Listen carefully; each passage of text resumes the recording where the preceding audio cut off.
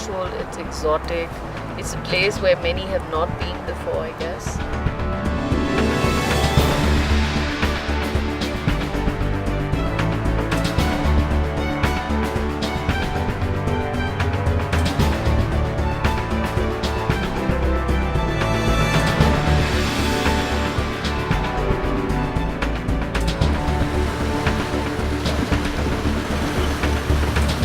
Many people's experience, their perspectives, their behavior, everything coming in together gives a complete different experience.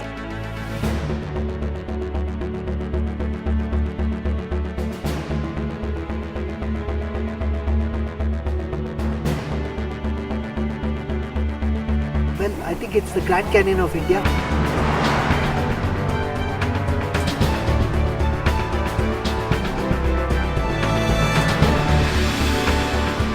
And I must say I did Leh last year with another group, and it's a huge difference between that group and TerraQuest.